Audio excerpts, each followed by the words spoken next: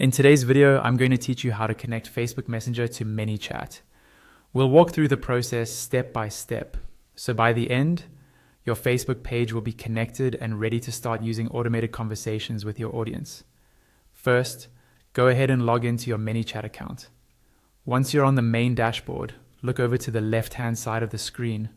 You'll see a vertical menu there. In that menu, look for the option called Settings. It usually has a small gear icon next to it. Click on that to open your account and workspace settings. When the settings area opens, you'll notice another menu, now on the left panel inside the settings section. In this panel, look for the section labeled Channels. This is where you connect different platforms to ManyChat, like Instagram, WhatsApp, and of course, Facebook Messenger. Under Channels, you'll see an option called Messenger. Go ahead and click on Messenger and then select the Connect button. As soon as you do this, ManyChat will open a new page or pop-up window that takes you to Facebook.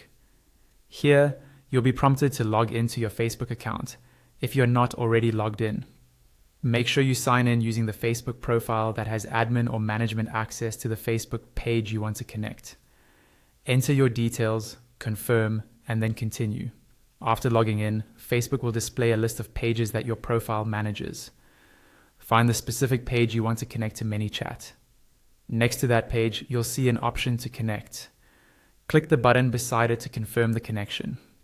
Facebook may ask you to allow certain permissions for ManyChat to manage messages and access page data. These permissions are necessary for the chatbot to function properly, so review them and then accept. Once everything is confirmed, the page will reload and you should see a message saying that your page is now connected.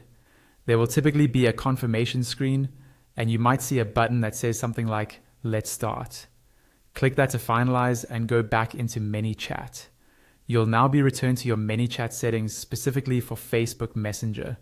From here, you can begin customizing how your Messenger experience works. You can edit your greeting text, which is the first message people see when they open a chat with your page.